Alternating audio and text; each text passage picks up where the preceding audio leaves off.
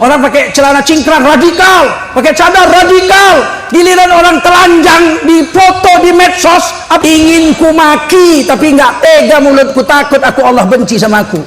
Kalau aku turut-turut nafsuku mau ku maki aja itu. Betul, orang telanjang dibilang menteri seni. Orang telanjang foto dikirim ke seluruh Indonesia pakai medsos, itu dibilangnya seni. Kalau telanjang itu seni, monyet seniman dong. Betul, betul. Kalau agama kita dihina, benda yang paling berharga di dunia ini adalah agama. Sebab agama menyelamatkan kita dunia, kubur, mahsyar, sampai akhirat, sampai ke surga. Seluruh selain agama nggak ada manfaat apa-apa. Ladang, sawah, rumah, semua tidak ada manfaat apa-apa. Pangkat, jabatan, nama besar, ilmu pengetahuan, nggak ada manfaat apa-apa kecuali berkaitan dengan agama. Wa mal hayatud dunya illa mata'ul ghurur. Ini dunia main-main aja.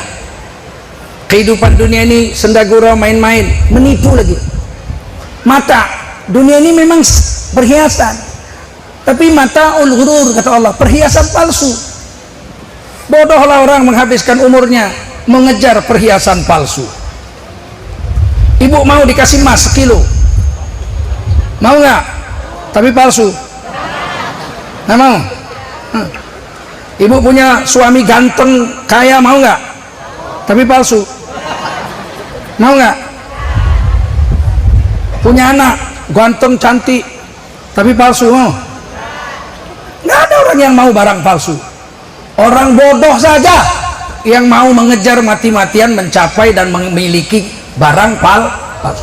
Dunia ini kata Allah, wa mal hayatud dunya illa mata'ul ghurur. Ini perhiasan dunia ini memang perhiasan, tapi perhiasan palsu, main-main aja, sendagurau, bohong-bohongan. Faman zuhziha 'anil nar wa udkhilal jannata faqad faz. Barang siapa di hari kiamat selamat dari neraka, dimasukkan ke surga, orang itu telah sukses, orang itu telah berjaya. Dia telah berjaya, telah sukses, telah berhasil. Wa mal hayatud dunya illa mata'ul ghurur. Adapun dunia ini perhiasan yang palsu saja, main-main saja. Tapi hari ini banyak orang tertipu dengan dunia, meninggalkan agama. Semua selain agama tidak ada nilai.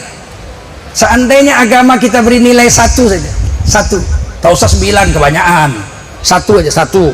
Agama nilainya 1. Selain agama 0, rumah 0, istri 0, anak 0, ladang 0, pangkat 0, jabatan 0, harta benda dunia 0, mobil 0, nama besar 0, gelarnya 0, pangkat jabatan 0, semua 0.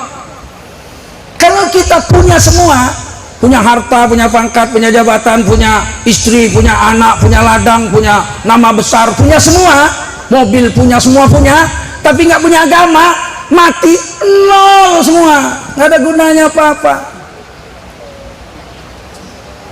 Sudah dibuktikan. Siapa? Firaun. Kurang apa Firaun? Firaun itu raja, lahir pangeran, karena dia anak raja. Dewasa jadi raja. Tidak ada yang berani melawan Firaun. Nggak ada yang berani. Satu orang pun nggak berani. Dibunuh sama dia. Orangnya kejam, nggak punya perasaan, dan setengah gila. Biasa penguasa kalau lama berkuasa itu karena setengah gila itu. Bukan main-main Firaun. Mimpi dia. Mimpi apa? Mimpi dia ada anak Bani Israel yang lahir di tahun itu akan menghancurkan kekuasaannya, merongrong kewibawaannya. Mimpi. Besok pagi langsung dia kumpulkan menteri-menterinya. Tulis perintah saya, keluarkan perpu. Dia keluarkan perpu, bunuh semua anak laki-laki Bani Israel yang lahir tahun ini. Bukan tanggung. Kata Imam Suyuti dalam kitab Jurul Mansur, Waktu Fir'aun Ramses II ini berkuasa, orang Bani Israel itu sekitar 600 sampai 700 ribu orang. Kalau kau beranak itu setahun itu mungkin 100 ribu ada anaknya, enggak? Bunuh semua, kan gila itu. Waktu zaman Nabi Yusuf alaihissalam, beliau jadi raja di Mesir, orang Bani Israel itu cuma 12 orang. Nabi Yusuf, adik kandungnya Benyamin, ini satu ibu satu bapak. Nama ibu Nabi Yusuf namanya Rahil. Apa namanya? Rahil, wanita tercantik zaman itu. Rahil bukan Rokan Hilir, bukan. Rahil itu orang Yahudi menyebutnya Rachel. Siapa? Kalau ada di film-film tuh, hey Rachel, Rachel, how are you, Rachel? Oh, itu berarti ibunya Nabi Yusuf. Cantiknya bukan main. Kakak kandungnya Laya namanya. Dikawini oleh Nabi Yakub. Jadi Nabi Yakub tuh kawin istrinya 2. Satu kakaknya, satu adiknya, diambil dua-dua. Kakaknya anaknya 10, adiknya Rahil anaknya 2, Nabi Yusuf dengan Benyamin. Jadi anak Nabi Yakub 12. Zaman itu boleh kawin dua-dua, diambil kakak beradik. Sekarang tak boleh. Sekarang harus pilih, ambil kakaknya jangan adiknya, ambil adiknya jangan kakaknya. Kalau diambil dua-dua namanya binatang.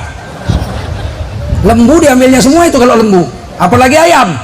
Oh, ayam anaknya pun diterkamnya. Kita manusia, orang beriman tidak boleh.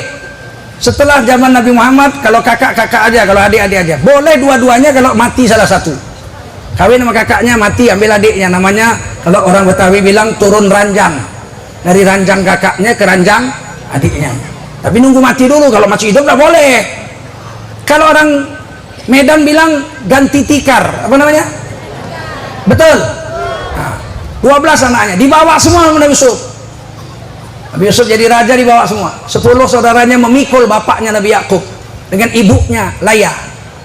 Rahil sudah wafat, dibawa ke Mesir. Nabi Yusuf duduk di singgasana. Begitu bapaknya datang, Nabi Yakub dengan ibunya Laya, Nabi Yusuf berdiri. Raja berdiri mempersilakan Nabi Yakub dengan ibunya duduk di singgasana. Langsung saudara-saudara Nabi Yusuf yang 10 orang itu tahu, berarti raja ini Nabi Yusuf yang saya buang dulu ke sumur waktu kecil.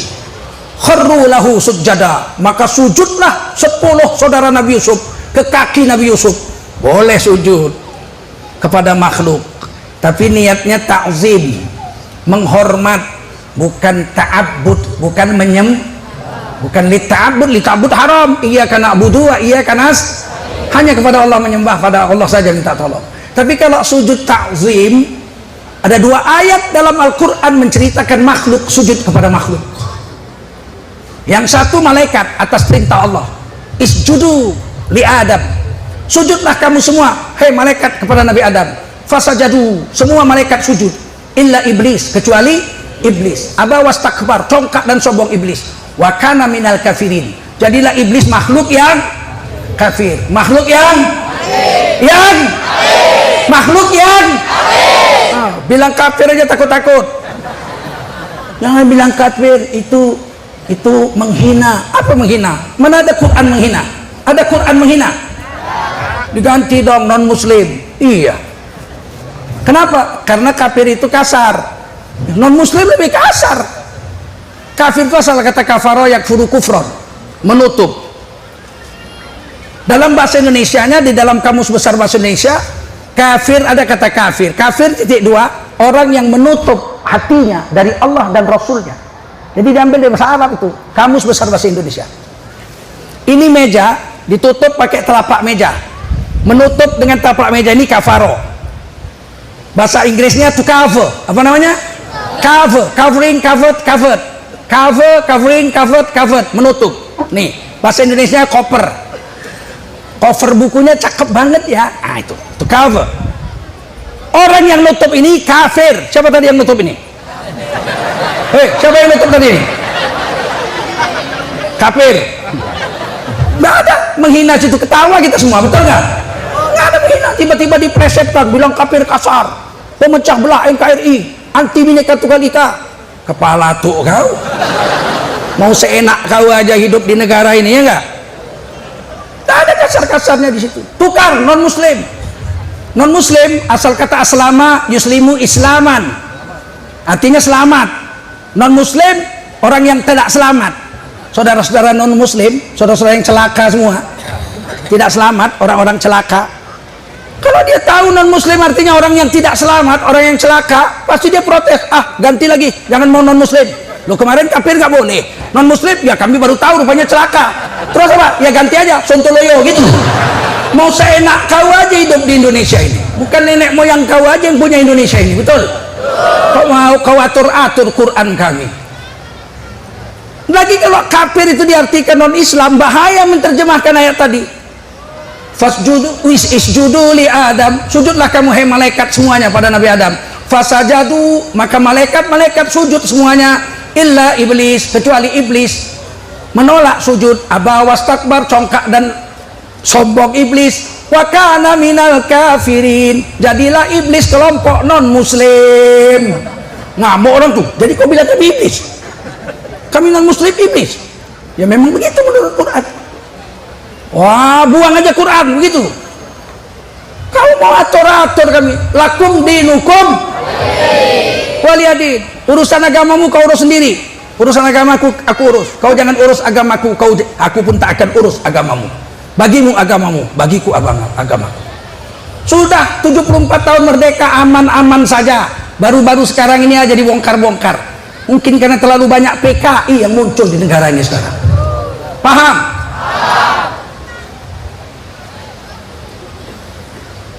Kalau sujud kepada makhluk haram, tentu Allah nggak suruh dong, betul kan? Ini kan kalimat perintah, fil amr, isjudu kan kalimat perintah ini. Nggak mungkin Allah memerintahkan malaikat sujud sebagaimana Nabi Adam kalau itu musyrik. Kenapa? Karena sujudnya sujud hormat, lit ta'zim, bukan lit ta'abbud. Bagaimana dengan Nabi Yusuf? Sama. 10 saudara Nabi Yusuf khadru lahu sujada, sujud. Begitu warafa'a abuaihi alal arsh, Nabi Yusuf mendudukkan bapak dan ibu tirinya di atas singgasana raja. Wah, tahulah saudara Nabi Yusuf ini tentang raja ini adalah Nabi Yusuf. Kharru lahu sujada, tersungkur 10 saudara Nabi Yusuf ke kaki Nabi Yusuf, sujud kepada Nabi Yusuf. 2 nabi ada di situ, Nabi Yakub dengan Nabi Yusuf. Dibiarkan saudaranya sujud. Kenapa? Karena sujudnya bukan menyembah, sujudnya hanya dan ini sudah dilakukan oleh orang Jawa ratusan tahun. Nggak ada yang protes. Kita pun nggak ribut-ribut memprotes sama orang Jawa. Ya orang Jawa, kalian ini macam mana ini? Masa anak-anak kalian sujud ke kaki kalian sungkem? Ya biar aja. Boleh, boleh. Asal sujudnya itu lita'zim, menghor. Waktu anak Mbak Tutut kawin yang pertama, saya hadir itu. Khataman Quran, habis khataman Quran terus mandi terus sujud ke kaki bapak ibunya. Pak Harto masih hidup, dicuci kakinya begitu, kemudian dicium kakinya. Waktu mencium kaki bapaknya dan kakeknya dan ibunya itu ada yang nyanyi, ada yang membacakan syair. Waktu anak Mbak Tutut itu sujud ke kaki bapaknya, ada orang yang membacakan syair Jawa. Rama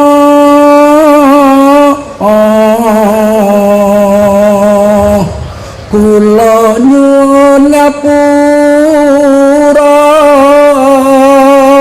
Wah, saya nangis itu. Bapak, aku minta ampun, Pak. Dari kecil Bapak kami susahkan, cari nafkah banting tulang siang malam.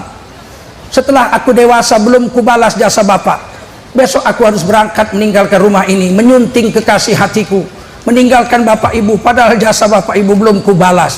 Nangis dia, dipegang kepalanya sama Pak Indra Rukmana itu. Saya waktu itu air mata saya bercucuran. Ya Allah, seandainya bapak ibuku masih hidup, besok pagi terbit matahari ku beli tiket, aku pulang ke Medan, ku cium kaki bapak ibuku yang tidak pernah kulakukan seumur hidup.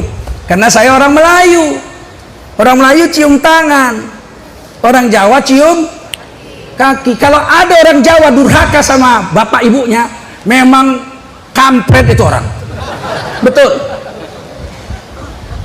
Sedangkan kita orang Melayu cium tangan aja nggak berani melawan bapak ibu, bagaimana dengan orang Jawa yang cium kaki? Dan orang Jawa itu bahasanya 3. Berapa? ngoko, kromo inggil.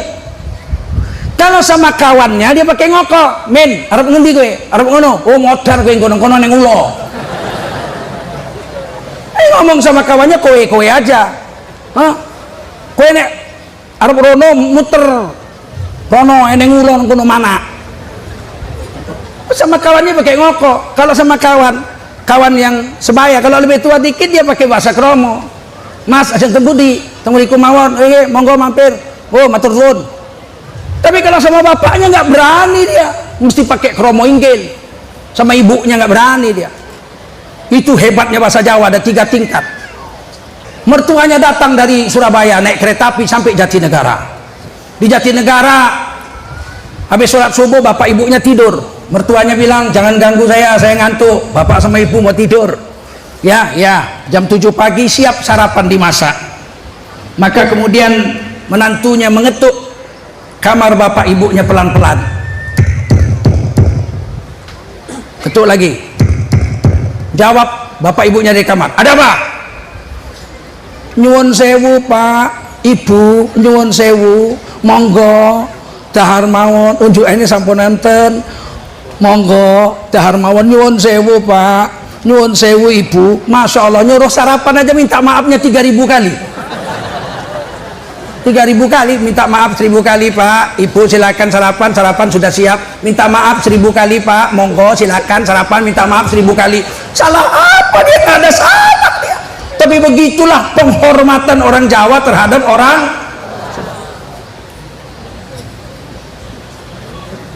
Sekarang Islam ini mulai dirusak.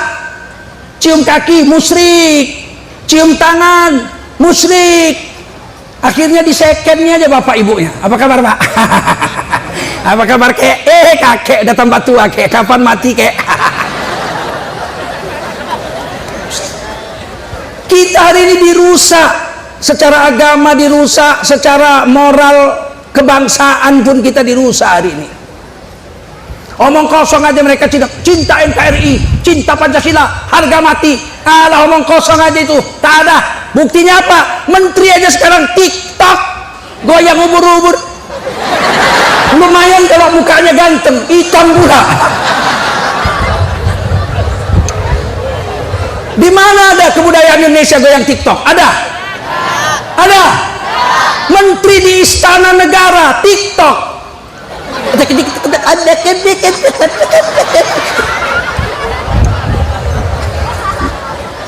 Kurang ajarnya waktu kampanye sholat ada kalau kata ilah billah. Waktu kampanye sholat, begitu menang TikTok kau. Orang yang sholat kau ejek-ejek, orang pakai cadar kau bilang radikal. Orang pakai celana cingkrang radikal, pakai cadar radikal. Giliran orang telanjang di foto di medsos, ingin ku maki tapi nggak tega mulutku, takut aku Allah benci sama aku. Kalau aku turut-turut nafsuku mau ku maki aja itu. Betul, orang telanjang dibilang menteri seni. Orang telanjang foto dikirim ke seluruh Indonesia pakai medsos, itu dibilangnya seni. Kalau telanjang itu seni, monyet seniman dong. Betul.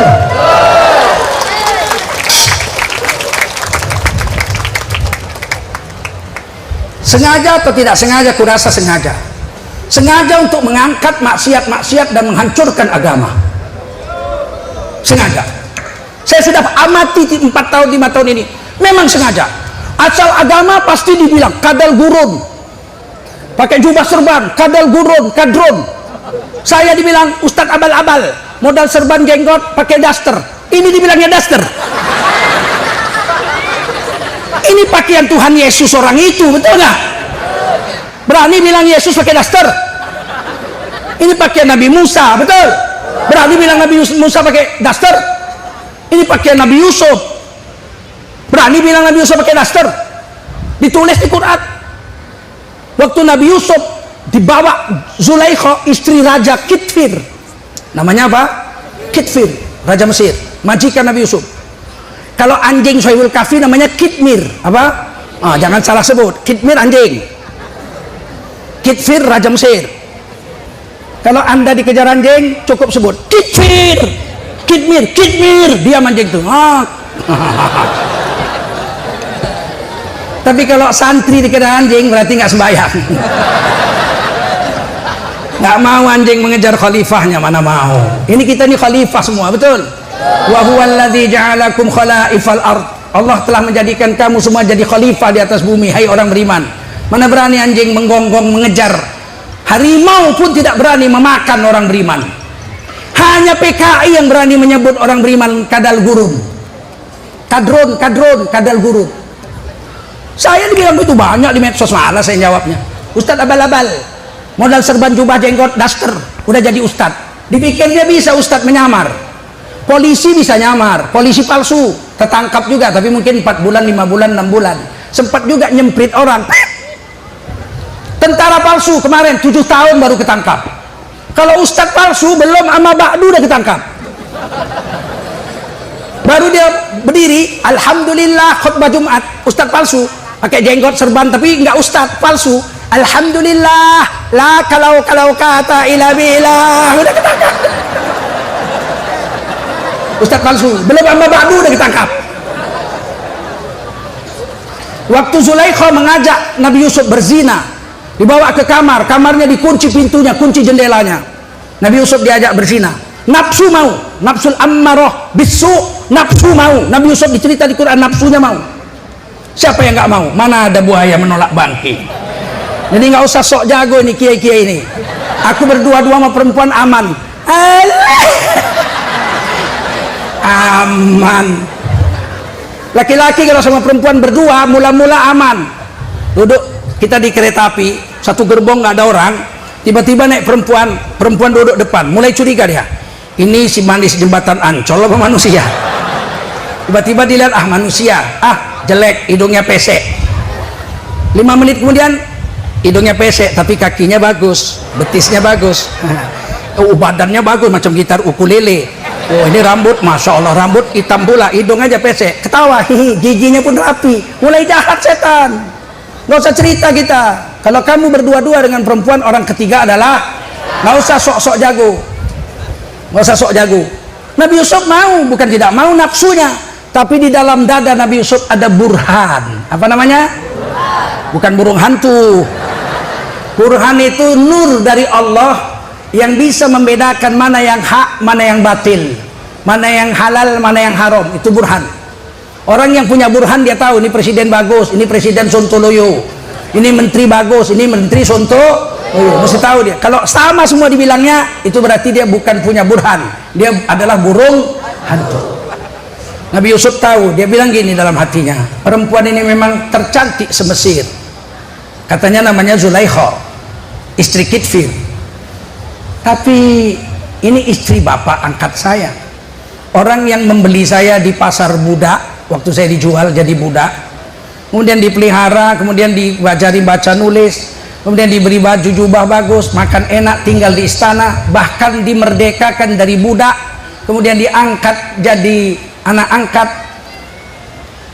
hidup senang di istana. Tiba-tiba saya zinahi istrinya.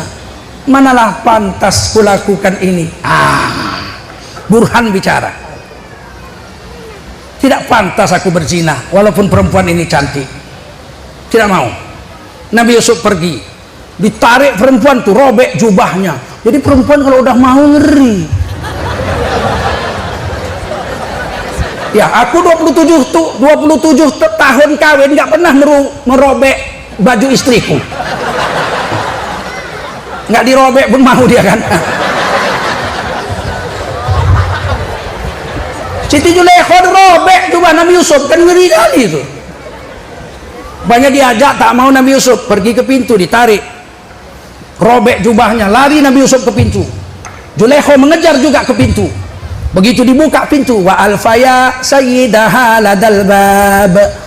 Kedua-duanya Nabi Yusuf dan Zulaikha mendapati sayyid dari Zulaikha telah berdiri di depan pintu.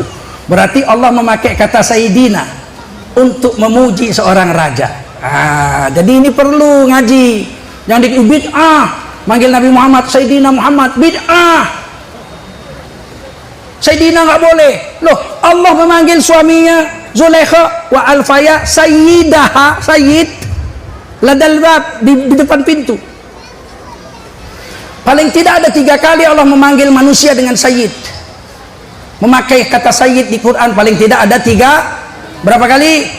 Sekali Zulaikha, surah Yusuf 26. Yang kedua, suami Zulaikha panggil sayyid. Yang kedua Nabi Yahya, surah Al Imran 29. Nabi Yahya anak Nabi Zakaria. Nabi Zakaria lebih 100 tahun kawin nggak punya anak. Lebih 100 tahun kawin nggak punya anak. Namun dia yakin sama Allah, Allah maha pemberi anak. Nabi Zakaria membawa istrinya ke tabib. Tabib memeriksa, kata tabib, istrimu mandul, nggak bakal punya anak. Maka Nabi Yahya berdoa setiap malam dalam sholat tahajudnya di mihrabnya. Dan saya sudah sholat di mihrab Nabi Zakaria itu, alhamdulillah. Selama lebih 100 tahun beliau sholat di situ, memohon kepada Allah untuk minta anak. Dan doanya ditulis di Quran, Rabbi la tazarni farda wa anta khairul warithin. Ya Allah, jangan biarkan aku hidup sebatang kara nggak punya anak. Sesungguhnya Engkau lah ya Allah yang maha memberi ahli waris sebagai anak, sebagai ahli waris. Lebih 100 tahun berdoa. Akhirnya setelah lebih 100 tahun datang malaikat memberitahu bakal punya anak. Fanadathul malaikah wa huwa qa'imun yusalli fil mihrab annallaha yubashshiruka bi Yahya. Pada saat itu ketika Nabi Zakaria sedang sholat di mihrabnya, datanglah malaikat memanggil Nabi Zakaria, annallaha yubashshiruka bi Yahya, sesungguhnya Allah memberimu kabar gembira bakal punya anak namanya Yahya, musaddiqam bi kalimatin minallah. Nabi Yahya anakmu itu akan membenarkan kitab-kitab sebelumnya, yaitu kitab Taurat dan Zabur. Injil belum turun. Nabi Yahya lebih tua dari Nabi Isa. Pamannya itu, pamannya. Nabi Zakaria itu paman Nabi Isa. Sebab ibunya Nabi Zakaria, bukan, ibunya Nabi Yahya, istri Nabi Zakaria, dengan ibunya Maryam, ibu Maryam dengan ibunya Nabi Zakaria itu saudara kandung. Paham? Ibunya Maryam istri daripada Imran, imam besar Masjidil Aqsa.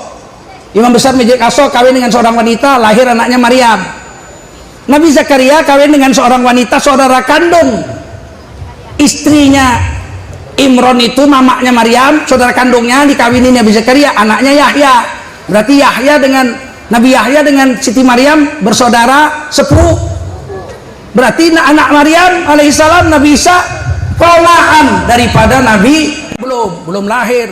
Nabi Yahya belum, Nabi Isa belum lahir. Maka Nabi Yahya akan membenarkan kitab sebelumnya, yaitu kitab Zabur dan kitab Taurat. Musaddiqam bi kalimatin minallah wa sayyidah. Nabi Yahya anakmu itu akan menjadi seorang sayyidina. Allah pakai sayyid, Sayyidina Yahya. Wa hasura, dia akan hidup sehat, besar, dewasa, tapi sebelum kawin mati bujangan. Mati bujangan bahasa Arabnya hasur. Apa namanya? Hasur. Jadi Imam Nawawi itu Ad-Dimashqi, pengarang kitab Riyadhus Shalihin, itu disebut al-hasur. Laki-laki yang tidak sempat kawin, wafat bujangan. Beliau digelar al-hasur. Kenapa beliau itu Nabi Imam Nawawi ditulis namanya Abu Zakaria, bapaknya Zakaria? Oh, itu penghormatan saja.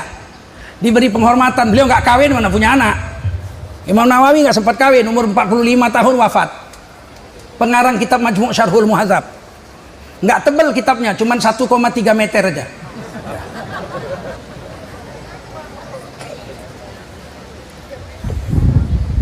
Wa nabiyya, Nabi Zakaria akan menjadi seorang nabi. Minas sholihin, salah satu dari orang-orang soleh. Berarti 4 gelar Nabi Zakaria. Sayyid, hasur, nabi, minas sholihin, orang soleh. 4 gelarnya.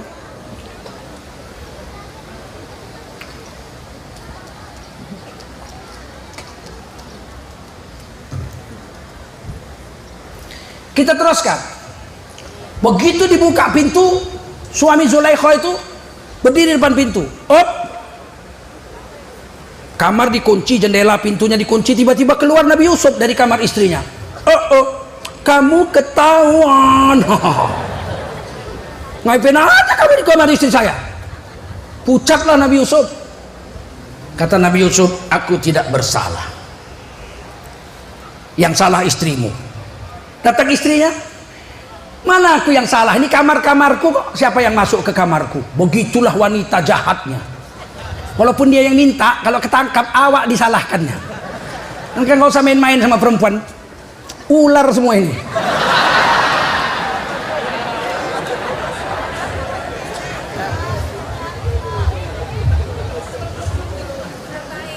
Kata Zaleha, Pak, wahai suamiku, apa hukuman yang pantas yang ditimpakan kepada laki-laki, hukuman yang sepedih-pedih hukuman. Timpakan apa yang pantas ditimpakan kepada laki-laki yang mengganggu istri seorang yang terhormat. Istri raja. Kata Nabi Yusuf, saya tidak salah. Kitfir tahu Nabi Yusuf ini jujur, tahu dari anak-anak sama dia kok. Maka Kitfir mengatakan, kalau begitu biar ada hakim yang mengadili. Ada laki-laki ikut di situ, konangannya ikut di situ. Laki-laki itu saudara daripada Zulaikha. Laki-laki itu saudara Zulaikha, diangkat jadi hakim. Kata Kitfir, coba kau adili dulu antara istriku dengan anak angkatku ini. Syahidan min ahliha, seorang syahid min ahliha. Kira-kira kalau bapak ibu saya tanya, ini hakim ini saudara Zulaikha, kira-kira dia memutuskan perkara berpihak kepada Nabi Yusuf atau berpihak kepada saudara perempuannya Zulaikha? Yang kuat jawabnya. Berpihak kepada siapa? Zulaikha. Berarti bapak-bapak sama dengan KPU cara mikirnya. Mirip KPU cara berpikir. Ternyata laki-laki ini berpihak kepada kebenaran. Kita orang Islam wajib berpihak kepada, tidak kepada Nabi Yusuf dia nggak berpihak. Mana mau dia berpihak sama Nabi Yusuf? Dia pasti berpihak sama adiknya. Tapi dia orang jujur, maka dia tidak berpihak pada Nabi Yusuf, tidak berpihak kepada Zulaikha, tapi berpihak kepada kebenaran. Kita orang Islam harus begitu. Walaupun presiden kita Pak Jokowi sekarang ini kita akui, entah menangnya jujur atau curang nggak tahu lah, pokoknya dia dilantik. Betul, kita akui presiden, tapi kita tidak mendukung dia membabi buta. Kalau salah tetap kita protes, betul, karena kita berpihak kepada kebenaran. Apa kata laki-laki itu? Lihat dia menjawab, siapa yang salah, istriku atau Nabi Yusuf? Dia jawab apa? In kana qamisuhu qudda min qubul, seandainya jubah Nabi Yusuf robek sebelah depan, fasodakot, istrimu yang betul, wahuwa minal kadzibin, Nabi Yusuf pendusta. Wa in kana qamisuhu qudda min dubur, tapi seandainya jubah Nabi Yusuf robek sebelah belakang, fakadzabat, istrimu dusta, wahuwa minas shadiqin, Nabi Yusuf yang betul. Maka dipegang badannya sama Kitfir, dilihat robek jubah Nabi Yusuf sebelah depan. Berarti yang ngotot siapa? Robek sebelah belakang. Berarti yang ngotot siapa? Zulaikha yang ngejar-ngejar. Ternyata robek sebelah belakang. Apa kata Kitfir? Hebat kali kau nak. Beginilah hebat biniku, nggak mempan juga sama kau. Hebat kau, ternyata kau yang betul, biniku yang tak beres. Tapi dia takut sama bininya, dia bilang, udah diam aja, anggap nggak ada kejadian. Nah, ini laki-laki Sontoloyo nih. Udah jelas bininya Sontoloyo di, saking takutnya sama bini. Banyak orang laki-laki pembesar-pembesar takut sama bini. Kalau sama anak buah garangnya bukan, hei, goblok, dijewer bininya. Ternyata Kitfir takut sama bini. Udah ketahuan bininya nggak beres. Yang bagus Nabi Yusuf, dia bilang apa? Udah, Yusuf anggap aja nggak ada kejadian apa-apa ya. Istriku dah, diam aja, dah aman, aman. Kau saksi, diam ya, dah anggap aja nggak ada terjadi apa-apa. Dirahasiakan kejadian itu, tapi namanya mulut orang. Kata orang Melayu, mulut botol bisa disumbat, mulut botol bisa di, mulut orang jangan harap. Tersiar juga. Memang perempuan ini bahaya mulutnya. Dia kalau ngomong rahasia, dia nggak diceritakannya begunjing nggak. Kau tahu ada rahasia? Nggak. Begini loh, cuman kau aja aku kasih tahu ini. Orang lain nggak tahu nih. Ternyata Zulaikha itu kepincut sama Nabi Yusuf. Ketahuan, ketangkap, tapi lakinya ya nggak berani, lakinya penakut. Jadi, wah itu cerita, tapi kau aja jangan cerita-cerita sama siapa-siapa ya. Padahal ini orang yang 2000 dia ceritakan. Tersiarlah seluruh kota Mesir. Ternyata Zulaikha kepincut sama Nabi Yusuf dan mengajak berzina. Diejek orang kampung lah. Ternyata istri raja seleranya selera rendah. Selera rendah. Jatuh cintanya kok sama jongos. Diejek-ejek, jatuh cinta sama jongos, mantan budak. Alah, selera rendah. Namanya perempuan. Panas Zulaikha. Belum tahu kau rupanya ya. Belum tahu kau. Biar kau tahu bagaimana perasaanku tertekan selama ini. Diundang perempuan-perempuan bangsawan datang ke istana. Setiap orang dikasih pisau yang tajam. Setiap satu orang dikasih sikinan, dikasih sikin, kasih pisau. Disediakan buah, kalau di sini buah mangga gitulah ya, yang ada air-airnya kalau dikupas. Maka kemudian Siti Zulaikha mengatakan kepada perempuan-perempuan tetangganya, coba kupaskan mangga ini. Semua kupas. Ketika tangannya sudah kena air mangga yang agak-agak asam itu, Zulaikha memanggil Nabi Yusuf. Yusuf, sini loh. Coba kau lewat depan perempuan-perempuan yang ngupas mangga itu. Lewat saja, jangan senyum-senyum, jangan, lewat aja kayak Arjuna wayang kulit itu. Jangan kayak Buto Takil, jangan. Macam wayang kulit itu, Arjuna lewat. Nabi Yusuf lewat. Begitu Nabi Yusuf lewat, falamma ra'ainahu, begitu para wanita melihat Nabi Yusuf lewat, akbarnahu, tercengang perempuan-perempuan itu. Apa kata mereka? Lakalah, iki udah uang, iki udah menungso, iki malaikat, buantengnya orang eram-eram, wa qata'na aydiyahum, dipotong orang tuh tangan orang tuh. Aduh, gantengnya. Udah lewat Nabi Yusuf baru dia menjerit. Maka gantengnya Nabi Yusuf bagaimana itu coba? Waduh, gantengnya Nabi Yusuf. Saya tanya Bapak Ibu, siapa laki-laki paling ganteng sedunia? Nabi Yusuf? Nabi Muhammad? Bukan, Nabi Adam alaihissalam.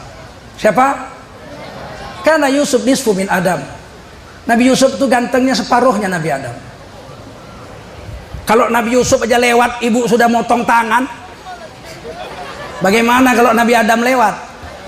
Laqad khalaqnal insana fi ahsani taqwim. Telah kami ciptakan manusia satu orang, Nabi Adam, dalam bentuk paling cantik, ahsan. Nabi Yusuf langsung, Nabi Adam langsung diciptakan Allah. Tidak pakai rahim ibu. Ya iblis, ma mana'aka antas juda bima khalaqtu biyadai. Hai iblis, apa yang mencegahmu sujud kepada Nabi Adam yang langsung kuciptakan dengan kodrat dan irodahku? Jadi Nabi Adam tuh perutnya nggak ada pusarnya, mulus, nggak ada lubang pusarnya Nabi Adam. Untuk apa lubang pusar? Orang dia nggak lahir dari rahim ibu kok. Begitu juga Siti Hawa, mana ada lubang pusarnya? Orang Siti Hawa lahirnya dari tulang rusuk Nabi Adam. Bayangkan, kata sahabat Nabi dalam kitab Ibnu Katsir, Qasasul Anbiya, ya Rasul, kami sudah jalan-jalan ke Mesir, ke Ethiopia, ke Syam, Palestina, kami sudah sampai ke Yaman, nggak pernah kami jumpa laki-laki seganteng Rasulullah. Kata orang yang paling ganteng Nabi Yusuf. Kata Nabi Muhammad paling ganteng Nabi Adam, Nabi Yusuf separuhnya. Tapi kami sudah pernah lihat laki-laki seganteng Rasulullah.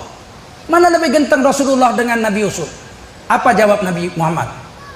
Aku dan Nabi Yusuf bagaikan rembulan dan matahari. Saya tanya ibu dulu, mana lebih cantik, rembulan atau matahari? Mana? Coba, orang sanggup bayar puluhan juta untuk pergi ke Bali, ke Lombok, cuma untuk melihat matahari tenggelam, sunset, matahari terbit, saking cantiknya, mahal-mahal pun dibayar orang. Kata ulama, matahari dan rembulan sama cantiknya. Kata saya pun begitu. Hanya bedanya, kalau lihat matahari manusia bergairah. Kalau lihat matahari manusia nggak ada yang malas-malas. Anak-anak bangun, matahari sudah terbit. Ayo mandi, kita mau pergi sekolah. Jangan sampai terlambat. Bapak, ayo bangun mandi, sarapan. Nanti terlambat. Ayo, hop. Wah, kalau matahari lihat semua bergairah. Kalau bulan nggak ada. Mana ada orang lihat, bulan sudah terbit. Ayo, mandi, nggak ada. Paham? Kalau lihat matahari orang bergairah. Kalau lihat bulan enggak. Kalau lihat bulan orang syahdu. Malam indah bulan purnama, ku duduk berdua. Bintang-bintang yang bertaburan turut menyaksikan. Enak kan? Nah, kalau matahari, matahari. Begitulah Nabi Yusuf. Nabi Yusuf itu seperti matahari. Setiap wanita memandang wajahnya bergairah.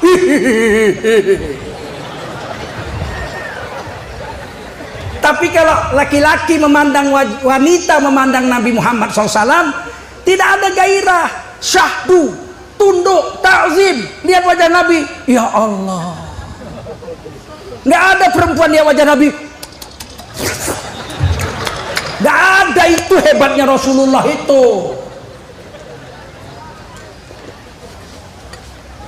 Setiap lihat wajah Rasulullah, semua orang tertunduk. Ta'zim, hebat sekali Rasulullah. Takluk. Kalau Nabi Yusuf, setiap orang memandang Nabi Yusuf, kepingin memilikinya. Maka Nabi Muhammad SAW tegas-tegas mengatakan, aku dan Nabi Yusuf bagaikan rembulan dan matahari.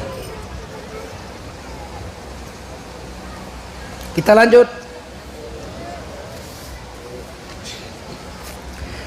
Pada peristiwa Isra dan Mi'raj ini, saya ingin ceritakan bahwa Nabi Muhammad itu manusia paling agung.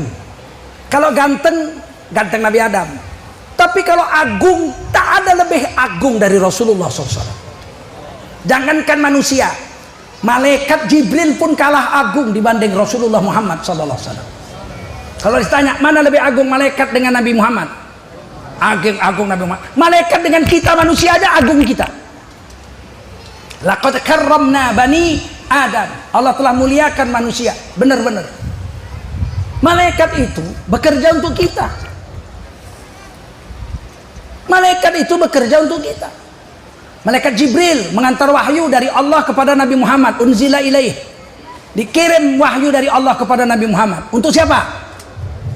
Hudal linnas, hudal lil muttaqin. Untuk kita. Malaikat Mikail diciptakan Allah mengantarkan rezeki kepada siapa? Untuk siapa? Rezeki untuk siapa? Untuk kita. Malaikat Mikail kerja untuk kita. Malaikat Kiraman Katibin mencatat amal siapa? Amal kita. Paham? Malaikat Rahmat mendoakan siapa? Kita. Tinggi mana pangkat manusia dengan malaikat? Manusia. Apalagi orang beriman. Orang beriman paling tinggi derajatnya. Tidak ada lebih tinggi dari orang beriman. Wala tahinu wala tahzanu. Kamu jangan merasa hina, hai orang beriman. Wala tahzanu. Kamu jangan merasa galau, jangan merasa cemas. Wa antumul a'launa in kuntum mu'minin. Derajatmu itu hai orang beriman paling tinggi jika kamu betul beriman kepada Allah dan baginda Rasul. Ini isim tafdil, a'launa, paling tinggi. Kalau bahasa Inggrisnya ini superlative form. High, higher, highest. You are in the highest position. Kamu posisinya paling tinggi kalau kamu orang beriman. Wa antumul a'launa in kuntum mu'minin. Hari ini orang Islam kok merasa hina. Awak apalah? Awak orang miskin. Apapun tak punya rumah, awak pun RSS, SSS, SSS. Apa itu? Rumah sangat sederhana sekali sehingga selonjor saja pun susah. Kok kamu merasa hina gara-gara miskin? Allah tidak menghinakan orang miskin, betul? Dialah hebat orang kaya. Allah tidak memuliakan orang kaya.